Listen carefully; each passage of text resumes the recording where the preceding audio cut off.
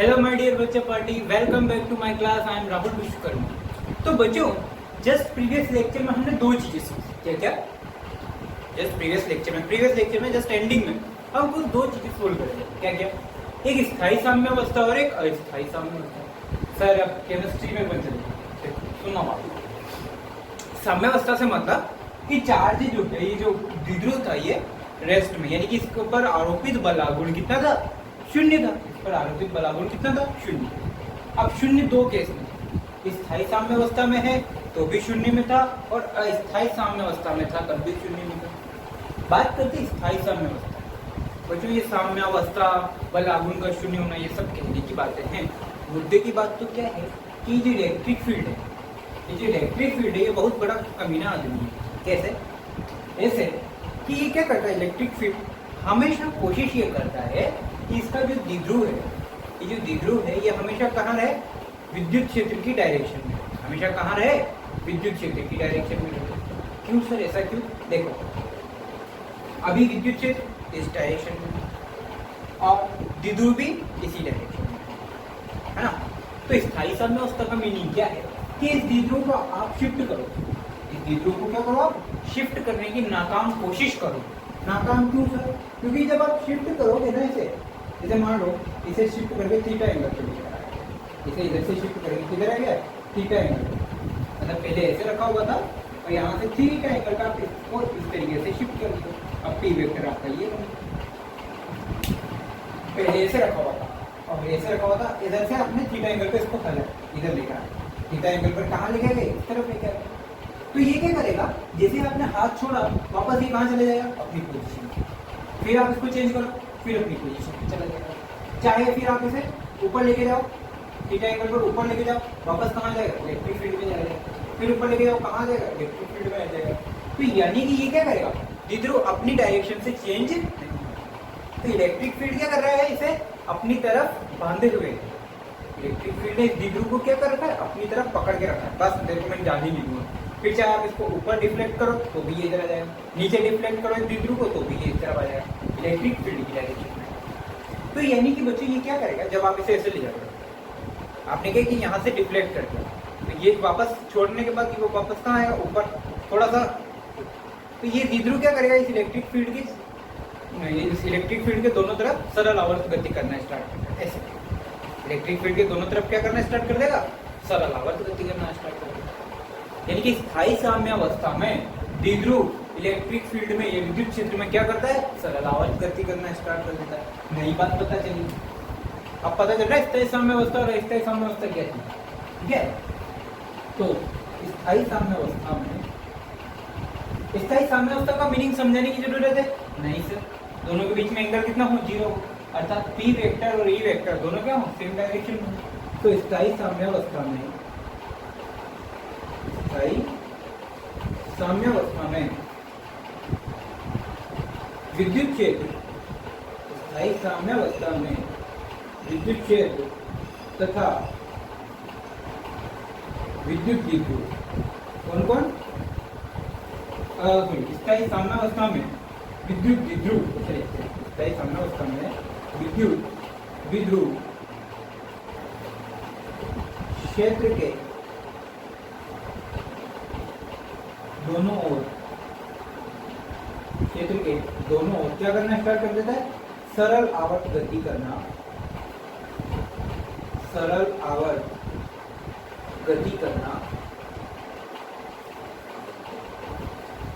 आरंभ कर देता है। अब क्या करेगा? सरल आवर्त गति करना आरंभ कर देता है। देखो, अरे सरल आवर्त गति करना नॉर्मल नहीं, सरल आवर्त गति करना कब स्टार्ट करेगा?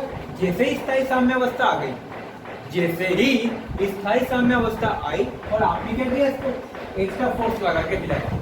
स्थायी साम्यावस्था में तो ये क्या कर रहा है? चुपचाप बैठा हुआ है। अब आपने क्या किया? इस पर इधर भी फोर्स लगाया और इस तरफ फोर्स लगाया, तो आपने क्या किया? इस पर टॉर्क जनरेट कर दिया। इस तरफ क्या किया? टॉर्क जनरेट कर दिया। तो बच्चों, अगर सरल आवर्त गति करता है, ये जो द्विध्रुव है, ये सरल आवर्त गति करने लग गया। थोड़ी सी देर के लिए करेगा, ज्यादा देर के लिए नहीं।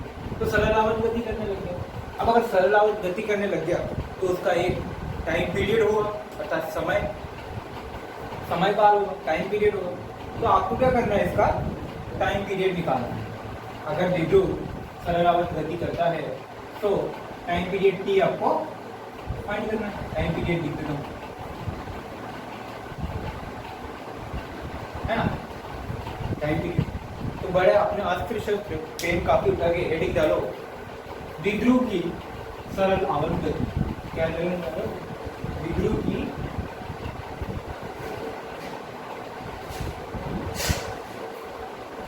सरल आवर्त गति।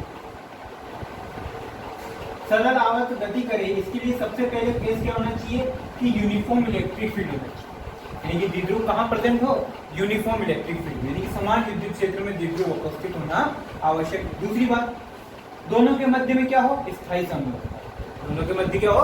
स्थायी समन्वय। यानी कि अगर ये दोनों कंडीशन सेटिस्फाई है तो द्विध्रुव क्या करेगा? सरल आवर्त गति करेगा। सरल आवर्त गति करेगा तो उसके लिए आपको क्या कैलकुलेट करना है? Time period. इसके लिए आपको क्या कैलकुलेट करना है? टाइम पीरियड कैलकुलेट करना है। अब टाइम पीरियड पे आते हैं, ठीक है। चलो अब थोड़ा सा खेलने का शुरू किया। सुनो बच्चों, टॉर्क इज इक्वल टू आपको क्या दिया हुआ है? सर क्या देना है? पी साइन थीटा लिख दो, निकाल ले भाई, ठीक है, ठीक है। अब थोड़ा सा यहाँ पे चेंज करो। क्या बच्चों, आपने ये जो थीटा किया है ना, ये ज्यादा नहीं है। ये जो डिफ्लेक्शन करना है, यहाँ से जो आपने डिफ्लेक्शन किया ना, बहुत छोटा, थीटा बहुत कम है, यानी कि थीटा इतना सारा, इतना पता ही नहीं चलेगा कि आपने डिफ्लेक्ट किया भी है या नहीं। यानी कि डिफ्लेक्ट जो कर रहे हो, जो थीटा पर, जिस थीटा एंगल पर डिफ्लेक्ट कर रहे हो, वो थीटा क्या है? बहुत स्मॉल है। थीटा का मान क्या है? अल्पतम है। थीटा का मान क्या है? मान नहीं, मान। थीटा का मान क्या है? अल्पतम है। थीटा का मान, थीटा बहुत छोटा है। थीटा बहुत छोटा है, इसके लिए साइन थीटा की जगह क्या रख सकते हो? थीटा का साइन थीटा की जगह क्या रख सकते हो? जब भी थीटा की वैल्यू बहुत छोटी हो, यानी कि 0.5 डिग्री, 0.10 डिग्री, ऐसे थीटा की वैल्यू बड़ी कब होती है? 10 डिग्री, 15 डिग्री, 20 डिग्री, 30 डिग्री, ये तो सब क्या है? बड़ी वैल्यू। अब थीटा की वैल्यू छोटी लेनी है, मतलब 1 डिग्री, आधा डिग्री, 3/4 डिग्री, 0.75 डिग्री, तो वो क्या है? बहुत छोटी वैल्यू है। तो उसकी जगह हम क्या लिख सकते हैं? साइन थीटा की जगह क्या पुट कर सकते हैं? जनरली थीटा क्या पुट कर सकते हैं? थीटा। फिर टॉर्क का फॉर्मूला क्या आ गया? PE साइन थीटा की जगह रख दो, ठीक है। तो जो टॉर्क क्या है? रिस्टोर यानी संरक्षित बल। ये क्या है? संरक्षित बल। अब देखो बात, आपने थीटा किधर मेजर किया? आपने थीटा किधर मेजर किया? इस डायरेक्शन भाई, पहले ऐसे रखा हुआ था। अब आप क्या किया? अब आपने किस तरफ डिफ्लेक्ट किया इसको? इस तरफ। अब आपने जो द्विध्रुव है उसको किस तरफ डिफ्लेक्ट किया? इस तरफ, यानी कि ऐसे डिफ्लेक्ट किया। यानी कि आपने थीटा कैसे मेजर किया? इस तरफ, क्लॉकवाइज डायरेक्शन में थीटा मेजर किया। अब जैसे ही यहाँ लाके छोड़ा तो ये क्या करेगा? ऊपर जाने का कोशिश करेगा भाई, इलेक्ट्रिक फील्ड की डायरेक्शन में आने के लिए क्या करेगा? ऊपर जाने की कोशिश करेगा। यानी कि इस पर जो टॉर्क लगेगा वो क्या लगेगा? ऊपर लगेगा। तो बच्चों, टॉर्क और थीटा ये दोनों एक दूसरे के क्या है? अपोजिट है। टॉर्क और थीटा दोनों एक दूसरे के क्या है? अपोजिट है। इसलिए बच्चों यहाँ पर थीटा ना लिखकर क्या लिखना है? माइनस। क्या लिखना है? माइनस थीटा लिखना है। याद है आपको? स्प्रिंग में लिखते थे अपन F -K × X, याद होगा। सरल आवर्त गति में स्प्रिंग के लिए क्या लिख सकते हैं? -K × X। यहाँ पे क्यों लिखते थे ऐसा? कि विस्थापन क्या है? बल के विपरीत दिशा में। वही काम यहाँ है। बल आघूर्ण क्या है? कोणीय विस्थापन के विपरीत दिशा में। बस। अच्छा, अब थोड़ा सा रोटेशन में चले जाते हैं। कहाँ पे? रोटेशन। सर आ जाओ, रोटेशन में क्या है? अरे रोटेशन में टॉर्क का फॉर्मूला क्या होता है? टॉर्क का formula I × L, moment of inertia into कोणीय त्वरण। मोमेंट ऑफ इनर्शिया इनटू कोणीय त्वरण रखो इसके लिए फॉर्मूला। नेक्स्ट क्या बन गया आपका? I × Alpha = ये माइनस बाहर लेके आ जाओ बच्चों, -EE थीटा। खत्म। डायपोल मोमेंट मतलब द्विध्रुव आघूर्ण, विद्युत क्षेत्र और कोणीय विस्थापन, कोणीय त्वरण, मोमेंट ऑफ इनर्शिया, ये तो पूरा क्या हो गया? स्थिर विद्युत की भी हो गया और रोटेशनल भी हो गया। देखो, स्थिर विद्युत की भी हो गया और घूर्णन गति भी हो गया। दोनों चैप्टर का कंबाइंड साथ में पढ़ रहे हैं। अब एल्फा की जगह क्या लिख सकते हैं? एल्फा की जगह क्या लिख सकते हैं? एल्फा की जगह क्या लिख सकते हैं? देखो सुनो,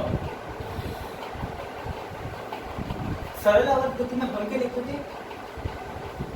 त्वरण की जगह क्या लिख सकते थे? माइनस ओमेगा स्क्वायर इंटू रेखीय विस्थापन। सरल आवर्त गति में क्या लिखते थे? त्वरण की जगह minus into omega square into रेखीय विस्थापन। यहाँ क्या लिखेंगे? कोणीय त्वरण। कोणीय त्वरण equal to minus into omega square into कोणीय विस्थापन। कोणीय त्वरण equal to minus into omega square into कोणीय।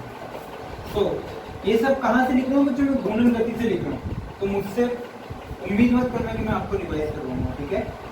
माइनस एल्फा की जगह क्या लिखो? Minus omega square into theta. Minus omega square into theta equal to minus P E. Minus theta से माइनस और थीटा कट करो, फाइनल क्या बचेगा? I into omega square equal to P into E. Theta से theta cut, minus से minus cut, खत्म। Omega square की value बोलो, P E upon I. Omega square की value P E upon I. Simple transfer किया है, कोई दिक्कत वाली बात नहीं होनी चाहिए, ठीक है? ये दोनों चाहो तो आप यहाँ लिख दो। एल्फा की जगह क्या लिख सकता हूँ मैं? Minus omega square. ठीक, ये कहाँ से आया? घूर्णन गति से आया। नहीं आता तो जाके वहाँ पर चेक कर सकता है, ठीक है? आ जाओ, अब बात करते हैं ओमेगा। ओमेगा को क्या लिखा जाता है बच्चों? ओमेगा का formula 2 pi upon T. Omega का फॉर्मूला कोणीय आवृत्ति होती है, कोणीय आवृत्ति। ओमेगा का फॉर्मूला बोल दिया 2 pi into 2 pi upon T, ठीक है? अब मुझे क्या निकालना है? टाइम पीरियड निकालना है। टाइम पीरियड निकालना है तो टाइम पीरियड का फॉर्मूला क्या हो गया यहाँ से? 2 pi upon 2 pi upon omega. ये डब्ल्यू नहीं है, okay Bablu? It's not W, it's omega. तो टी टाइम पीरियड का फॉर्मूला क्या होगा? 2 pi upon omega. Time period 2 pi. Omega की वैल्यू क्या है यहाँ से? ओमेगा की value under root P E upon. Omega की वैल्यू क्या आ गई? Omega square is equal to P E upon I. Omega का अंडर रूट ले लो तो यहाँ omega is equal to under root P upon I, खत्म। तो अब बच्चों ओमेगा की वैल्यू है under root P E upon I, तो 1 अपॉन ओमेगा क्या हो जाएगा? इसका उल्टा हो जाएगा।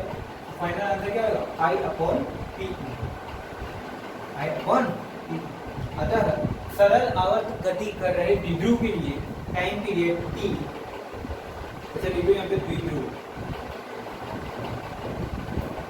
टाइम पीरियड टी और द्विध्रुव क्या हो जाएगा? 2 pi under root I upon P into ई।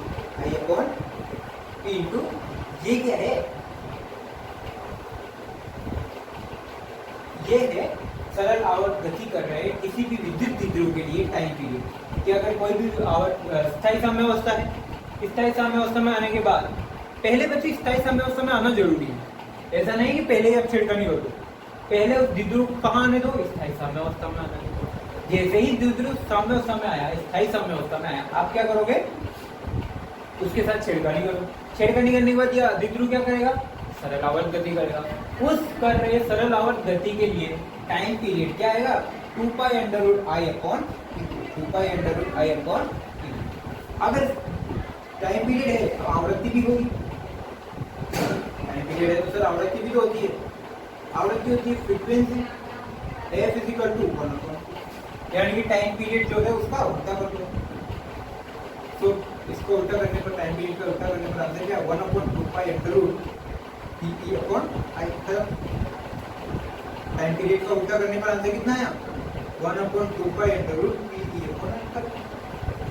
ये है उसकी आवर्त। तो सरल आवर्त गति करेगी किसी भी द्विध्रुव के लिए टाइम पीरियड और आवर्त। अगर कोई विद्युत द्विध्रुव सरल आवर्त गति कर रहा है तो उसके लिए क्या होगा? यहां से आप बच्चों एल्फा भी निकाल सकते हैं। यहां से आप एल्फा भी निकाल सकते हैं। एक क्वेश्चन में आपसे क्या पूछा गया? एल्फा। सर छोड़ दो, एल्फा पूछा जाए तो क्या करो? अल्फा पूछा जाए तो I alpha is equal to P sine theta, alpha is equal to P sine theta upon I. खत्म करो, कॉपी करो इसको यहाँ तक। बच्चों एक क्वेश्चन हो है, आप क्या करते हैं, द्विध्रुव की सरल आवर्त गति को हटा देते हैं थोड़ी सी देर के लिए। मुद्दे की बात ये है, समान विद्युत क्षेत्र E में एक द्विध्रुव रखा हुआ है जिसका नाम है -q + q वगैरह वगैरह, ठीक है। इसकी वैल्यू P इक्वल टू आपको अच्छे से पता है q × 2a होती है, खत्म। अब इन दोनों आवेशों का मास भी होगा, इन दोनों आवेशों का कोई मास भी होगा। मान लो इन दोनों आवेशों का मास है स्मॉल है, कितना है? अगर ये घूर्णन गति कर रही है, सब कुछ कर रही है, तो इनका कोणीय त्वरण भी होगा। तो आपको क्या निकालना है, द्विध्रुव का ये क्वेश्चन हो सकता है, द्विध्रुव का कोणीय त्वरण क्या निकालना है, द्विध्रुव का कोणीय त्वरण बोले तो अल्फा को फाइंड करना है। कैसे करें, कैसे करें? सिंपल सी बात, देखो अच्छा क्वेश्चन है तो is equal to direct. Sir मुझे तो बस इतना आता है कि अगर किसी भी समान विद्युत क्षेत्र में कोई द्विध्रुव रखा हुआ है तो डायरेक्ट ये कैसे अप्लाई कर दूं? मैंने कहा ठीक है भाई कर दे, ओके सर। लेकिन मैंने रोटेशन में तो के लिए ये फॉर्मूला भी पढ़ा, आई × अल्फा, मैंने कहा है वेरी गुड सर। मैं इसको क्या करता हूँ, दोनों इक्वेशन को एक साथ लिख के I × alpha is equal to P sin theta लिखता हूँ। अब tau equal to P sin theta sir. लेकिन मैंने क्या किया, घूर्णन गति से बराबर के लिए एक फॉर्मूला ये भी पढ़ा है × अल्फा। मैंने कहा बहुत बढ़िया। तो सर मैं क्या लिख सकता हूँ, इन दोनों इक्वेशन को सोल्व करके आपस में क्या लिख सकता हूँ, I alpha is equal to P sin theta. और आया ना, लिख सकता है, लिख सकता है, लिख तो सकता। अब देख, तुझे sin थीटा पता है, तुझे इलेक्ट्रिक फील्ड पता है, तुझे डायपोल मोमेंट पता है, यानी कि इसका द्विध्रुव आघूर्ण पता है, तुझे अल्फा फाइंड करना है। मुश्किल किसकी है, आई की मुश्किल है। अब आई कहाँ से निकालेगा? अब आई निकालने के लिए क्या करना, आई निकालने के लिए बच्चों अब मुझे यहाँ पर पूरा विद्युत द्विध्रुव एक, विद्युत द्विध्रुव कितना है, एक, लेकिन मास कितने हैं, दो। द्विध्रुव तो एक है, मास कितने हैं, दो। तो इन दोनों मास का इनर्शिया, इन दोनों मास का इनर्शिया का सम किसके इक्वल होगा, टोटल मोमेंट ऑफ इनर्शिया। अब I1 पता है आपको, m × l², I2 भी पता है, m × l², दोनों सेम भाई, मास भी सेम, डिस्टेंस भी सेम, सेंटर ऑफ मास से डिस्टेंस भी सेम और इसका मास भी सेम, तो ml²। Total moment of inertia कितना, ml² + ml², I1 + I2, final 2ml²। तो I की वैल्यू कितनी, 2ml²। पुट करो, alpha is equal to alpha into twice of ml²। इसको थोड़ा और सोल्व आउट कर दे, t की जगह क्या लिख सकता है, q × 2l लिख सकता हूँ। E sin थीटा साथ में है ही सही, L से L कट, 2 से 2 कट, फाइनल आंसर यहाँ कितना बच गया, 1l बच गया। यहाँ कितना बच गया, 1l बच गया। तो q E sin theta upon ये 2 से कट हो गया, m × खत्म। l² का एक l यहाँ चढ़ गया, यहाँ m रह गया। फाइनल आंसर कितना है, q E sin theta upon m। तो इसका कोणीय त्वरण कितना होगा, q E sin theta upon m। यानी कि विद्युत द्विध्रुव के लिए अगर कहीं पे भी कोणीय त्वरण निकालने को आ जाए तो फॉर्मूला अप्लाई कर दो, कॉपी करो।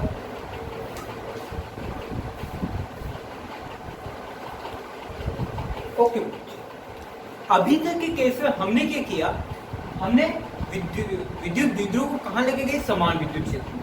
उसमें बहुत सारे केसेस पड़े, पर सबसे इंपॉर्टेंट और सबसे श्योर चीज क्या थी कि वहां पर हमेशा विद्युत द्विध्रुव पर लगने वाला कुल बल कितना है, 0। विद्युत द्विध्रुव पर लगने वाला कुल बल कितना है, 0। टॉर्क 0 हो भी सकता है और नेगेटिव हो सकता है, यानी कि torque is equal to 0 maybe और मे बी नॉट। याद है 0 कब होगा, वो स्थायी साम्यावस्था, अस्थायी साम्यावस्था जो भी हमने पढ़ा। तो लेकिन क्या हर एक केस में वहां पर क्या था, बल 0 था। चाहे फिर टॉर्क 0 हो तो भी बल 0 था, टॉर्क 0 ना हो तो भी बल 0 था। पर समान विद्युत क्षेत्र में ऐसा है, लेकिन असमान विद्युत क्षेत्र में कैसा है वो आपको बताओ। तो सबसे पहले सर अगर असमान विद्युत क्षेत्र है तो भी जीरो हो भी सकता है, नहीं भी हो सकता है, वो तो फिक्स है। बल के बारे में क्या कहना है, पहले से अपनी धारणा बनाओ। सोचो सोचो क्या हो सकता है, बल जीरो होगा या जीरो नहीं भी हो सकता है, सोचा। चलो आप कैलकुलेट करते हैं, सुनना।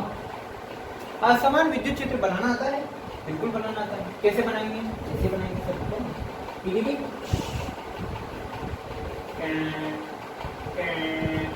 असमान विद्युत क्षेत्र की परिभाषा बोले तो कि हर एक बिंदु पर विद्युत क्षेत्र क्या हो, असमान हो, उसे क्या बोलते हैं, असमान विद्युत क्षेत्र।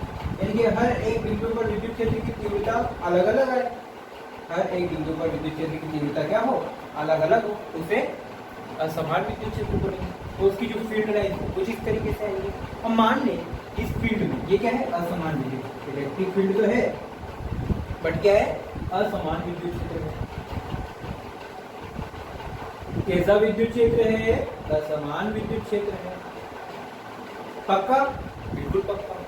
अब इस पूरे विद्युत क्षेत्र में एक विद्युत द्विध्रुव रखा हुआ है, इस तरीके से एक विद्युत द्विध्रुव रखा हुआ है, ये +q, ये तेरा -q, ये तेरा मिडल पॉइंट O, यहाँ से यहाँ तक की डिस्टेंस स्मॉल है और ये भी डिस्टेंस तेरी स्मॉल है। सारा केस वही है। इधर इसकी डायरेक्शन बात करें तो p वेक्टर की डायरेक्शन इसी होगी, बराबर है, ठीक है सर। अब मुझे एक बात बताओ कि क्या असमान विद्युत क्षेत्र, यहाँ पर विद्युत क्षेत्र E1 है मान लो, और यहाँ पर विद्युत क्षेत्र क्या है, E1 और E2 बराबर है या अलग अलग? सर बराबर है। तो गोली मार दो, कैसे बराबर है, देख यहाँ पर फील्ड लाइंस की डेंसिटी ज्यादा है, यहाँ पर फील्ड लाइंस का घनत्व कम है। यहाँ पर बल रेखाओं का घनत्व कम है, यहाँ पे बल रेखाओं का घनत्व ज्यादा है। तो इलेक्ट्रिक फील्ड यहाँ ज्यादा और यहाँ कम। तो इस डायग्राम को देख के आपको क्या पता चला कि E2 is greater than E1, यानी कि इस बिंदु पर विद्युत क्षेत्र ज्यादा है, यहाँ पर विद्युत क्षेत्र कम है, यहाँ पर विद्युत क्षेत्र क्या है, कम है। अब बच्चों इस पर लगने वाला बल कैसा होगा, इस तरह F1, और इस पर लगने वाला बल इस तरह। F1 की वैल्यू बोल दो बेटा, सर Q × E1 लिख दो। F1 की वैल्यू क्या, अरे सर सिंपल सा Q × E1। विद्युत क्षेत्र में किसी भी विद्युत क्षेत्र में समान हो या असमान हो, किसी भी विद्युत क्षेत्र में रखे आवेश पर बल क्या होगा, F × F = Q × E। ये ले, तेरा दूसरा बल निकाल दो, Q × E। अब मैं पूछता हूँ F1 और F2 में क्या रिलेशन है, इन दोनों के रिश्ते को क्या नाम दूं, F1 और F2 के रिश्ते को क्या नाम दूं। अब देख E2 बड़ा है E1 से, तो F2 भी बड़ा होगा F1 से। भाई जिसका विद्युत क्षेत्र ज्यादा उसका विद्युत बल भी ज्यादा, जहाँ विद्युत क्षेत्र ज्यादा वहां पर विद्युत बल भी ज्यादा। यहाँ पर 2 पर विद्युत क्षेत्र, हाँ 2 पर विद्युत क्षेत्र ज्यादा है, इसलिए 2 पर लगने वाला बल भी क्या होगा, ज्यादा होगा। तो मुझे बताओ नेट बल कब जीरो होगा, कुल बल जीरो कब होता है, जब दोनों बल परिमाण में बराबर हो और दिशा में विपरीत हो। अब दिशा का तो मुझे पता नहीं, दिशा तो कहाँ गई, टाइगर श्रॉफ के साथ है नहीं यार, तो दिशा का तो मुझे पता नहीं, लेकिन परिमाण का मुझे पता है कि दोनों का परिमाण आपस में बराबर नहीं है, मतलब F0 is not equal to F2। तो क्या इसकी वजह से कुल बल जीरो होगा, कुल बल जीरो होगा, कभी नहीं होगा। टॉर्क का पता नहीं, टॉर्क का पता नहीं, इसका मुझे पता है, टॉर्क का मुझे पता नहीं, याद है चिंकी मिंकी, अरे हाँ। तो असमान विद्युत क्षेत्र में, असमान विद्युत क्षेत्र में द्विध्रुव पर लगने वाला कुल बल, लगने वाला कुल बल F net is not equal to 0, ऐसा होगा, ऐसा लिखो। अच्छा बलागुण के बारे में क्या कहानी, फर्स्ट पॉइंट सेकंड पॉइंट बलागुण। बलागुण शून्य हो भी सकता है और शून्य हो भी सकता है। मार्केट की इंक खत्म हो गई, आप ये नोट करो, तब तक मैं इसकी पेट में इंक डाल के लाता हूँ। सकता है और नहीं, बस बस बस इतना लिखोगे, ठीक है। तो टोटल क्या हो सकता है, जीरो हो भी सकता है और जीरो नहीं भी हो सकता है, दोनों केस पॉसिबल है, वो क्वेश्चंस के ऊपर डिपेंड करेगा। तो इसको कॉपी करो, ये डायग्राम बनाओ, ये फॉर्मूला लिखो, ये सब चीज लिखो और उसके ऊपर लास्ट एक क्वेश्चन करते हैं। ओके बच्चों, असमान विद्युत क्षेत्र का ही एक एग्जांपल आपकी बुक का है, इसका पर सब देखते हैं। देखा हुआ कि दिक स्थान के किसी भी क्षेत्र में विद्युत क्षेत्र सभी जगह जेड अक्ष के अनुदिश, बोले तो एक सर्टेन रीजन है, किसी भी फिक्स रीजन है, इलेक्ट्रिक फील्ड हमेशा कहाँ है, पॉजिटिव जेड एक्सिस की तरफ। कहाँ है, पॉजिटिव जेड एक्सिस। अच्छा, पॉजिटिव जेड एक्सिस बोले तो ऐसा बना देता हूँ,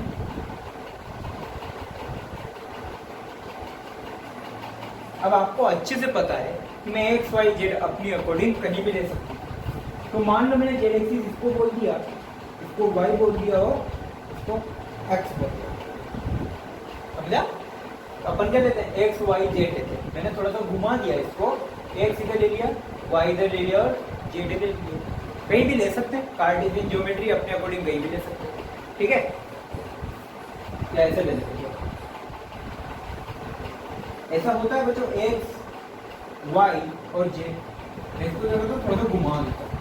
घुमाने पे क्या होगा, जेड इधर आ जाएगा, वाई यहाँ चला जाएगा और एक्स ऊपर आ जाएगा। अब ठीक है, तो जेड एक्सिस मैंने यहाँ ले लिया, कोई दिक्कत नहीं है, हो जाएगा। तो बच्चों वो कह रहा है कि विद्युत क्षेत्र सभी जगह जेड अक्ष के अनुदिश, सभी जगह कहाँ है विद्युत क्षेत्र, इलेक्ट्रिक फील्ड जो है उसकी डायरेक्शन क्या है, इस तरह, यानी कि जेड एक्सिस की तरफ। लेकिन परिमाण नियत नहीं है, लेकिन परिमाण नियत नहीं है, अर्थात जेड वो है कुछ इस तरीके से, विद्युत क्षेत्र है वो कुछ इस तरीके से, विद्युत क्षेत्र वो कुछ इस तरीके से। देखो परिमाण नियत नहीं है, यानी कि ये कौन सा केस है, असमान विद्युत क्षेत्र। कौन सा केस है ये, असमान विद्युत क्षेत्र। ठीक है सर, आगे क्या बोलता है वो, आगे बोलता है परिमाण नियत नहीं है, पर इसमें कंटिन्यूअसली इंक्रीमेंट हो रहा है। विद्युत क्षेत्र जो है वो परिमाण नियत नहीं है, ये बात समझ में आई, लेकिन कंटिन्यूअसली क्या हो रहा है, इंक्रीमेंट हो रहा है, वृद्धि हो रही है। कितनी, 10 की पावर 5 न्यूटन पर कूलम प्रति मीटर, यानी कि हर एक मीटर में कितना इंक्रीमेंट हो रहा है, 10 की पावर 5। हर एक मीटर में कितना इंक्रीमेंट हो रहा है, 10 की पावर 5, यानी कि एक अभी कहाँ है, 10 की पावर 5, अगली बार कहाँ होगा, प्लस और 10 की पावर 5, फिर क्या होगा, प्लस 10 की पावर 5, फिर क्या होगा, प्लस 10 की पावर 5। इस तरीके से हर एक मीटर में कितना हो रहा है, 10 की पावर 5 न्यूटन पर कूलम प्रति मीटर का दर से वृद्धि होती है। ठीक है सर, और वो भी कहाँ हो रही है, जेड एक्सिस, इलेक्ट्रिक फील्ड किधर है, जेड एक्सिस की तरफ। तो वृद्धि होगी, जो इंक्रीमेंट होगा वो भी कहाँ होगा, जेड एक्सिस की तरफ। वो तो अंडरस्टूड बात है। आपको क्या करना है, वह निकाय जिसका ऋणात्मक जेड एक्सिस में कुल विद्युत आघूर्ण 10 की पावर -7 कूलम मीटर, यानी कि ऐसा सिस्टम, या आपको सीधी सी बात बोले तो आपको डाइपोल मोमेंट दिया हुआ है, आपको क्या दिया हुआ है, डाइपोल मोमेंट दिया हुआ है। बट डाइपोल मोमेंट बच्चों कहाँ दिया हुआ है, -जेड एक्सिस में। कहाँ दिया हुआ है, डाइपोल मोमेंट कहाँ दिया हुआ है, -जेड एक्सिस में। कितना दिया हुआ है, 10 की power -7 coulomb metre. Dipole moment कितना दिया हुआ है, 10 की पावर -7 कूलम मीटर। किधर दिया हुआ है, -जेड एक्सिस। और इलेक्ट्रिक फील्ड किधर लग रहा है, +जेड एक्सिस की तरफ। पहले बात करेंगे आगे, फिलहाल टॉर्क की बात, इसकी torque equal to P E sine theta. Electric field की वैल्यू की जरूरत मुझे नहीं है, देखो थीटा कितना है, 180 डिग्री। थीटा कितना है, 180 डिग्री। देख इलेक्ट्रिक फील्ड इधर लग रहा है +जेड में, डाइपोल मोमेंट तेरा लग रहा है -जेड, तो दोनों के बीच में जो एंगल है वो कितना हो गया, 180 डिग्री। तो टॉर्क तो कितना हो गया, पी ई साइन 180, और पी ई साइन 180 कितना होता है, 0। तो टॉर्क तो यहाँ पर उत्पन्न नहीं हो रहा है, यानी कि यहाँ पर कोई बलागुण नहीं लगा। तो पहला केस तो खत्म। आगे वो दीदरो आघूर्ण 10 की पावर -7 कूलम मीटर है, तो कितना बल तथा बलागुण का अनुभव करता है। तो बलागुण तो कितना हो गया तेरा, 0। बलागुण तो कितना हो गया, 0, यानी कि कोई बलागुण उस पर नहीं लग रहा है, कोई बलागुण उस पर नहीं लग रहा है। बात करते हैं बल की, क्या बल लगेगा, आपको अच्छे से पता है असमान विद्युत क्षेत्र में बल तो लगेगा। अब कितना लगेगा वो भी चेक करते हैं। बच्चों आपको क्या क्या दिया हुआ है, ये देखो 10 की पावर 5 न्यूटन पर कूलाम की इंक्रीमेंट होगी, यानी कि विद्युत क्षेत्र में वृद्धि डीई प्रति मीटर, यानी कि हर एक मीटर में, हर एक लेंथ में कितनी चेंज हो रही है, डीएल। तो कितना हो रहा है, 10 की पावर 5 न्यूटन पर आ गया।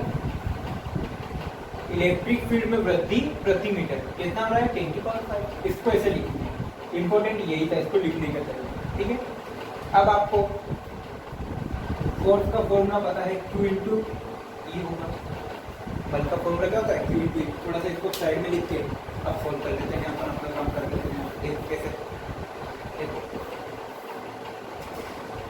अब हमें डायरेक्शन से कोई लेना देना नहीं। सुना, आपको क्या क्या गिवन है, D E by D H कितना है, 10 की पावर 5 न्यूटन पर कूलम, ठीक है, ये आपको गिवन है। बच्चों ये तो बात हो गया। दूसरी बात बच्चों, आपको पता है Q इंटू डी ई होता है, लगने वाला बल का वैल्यू क्या होती है, Q इंटू ई। यहाँ पर केस में क्या है, इलेक्ट्रिक फील्ड की जगह डी ई लिख दो। अब मैं क्या करता हूँ, इस इक्वेशन को dl से ऊपर नीचे मल्टीप्लाई कर करता हूँ, dl से ऊपर नीचे मल्टीप्लाई कर देता हूँ, या मल्टीप्लाई एंड डिवाइड कर देता हूँ। कर दे, सुनो, F is equal to Q into D L. इस डी एल को तो Q इंटू डी एल के साथ में लिख दिया, और दूसरा जो डी है, इस नीचे वाले डी एल को किसके साथ रख दिया, डी के साथ। Q इंटू डी एल, ये क्या बन गया, डाइपोल मोमेंट बन गया। Q इंटू डी एल क्या बन गया बेटा, डाइपोल मोमेंट बन गया। Q इंटू डी एल ये क्या बन गया, डाइपोल मोमेंट बन गया। डी बाई डी एल की वैल्यू आपको पता ही है, निकालो। डाइपोल मोमेंट की वैल्यू कितनी दी हुई है, 10 की पावर -7। डाइपोल मोमेंट की वैल्यू कितनी है, 10 की power -7। D by D L की वैल्यू कितनी है, 10 की पावर 5 प्लस का 5। सोल्व करो कितना है, 10 की पावर -2 न्यूटन। तो फोर्स लगने वाला जो फोर्स है वो कितना है, 10 की पावर -2 न्यूटन। 10 की पावर -2 न्यूटन का फोर्स उस पर एप्लीकेबल। खत्म, कॉपी करो इसको।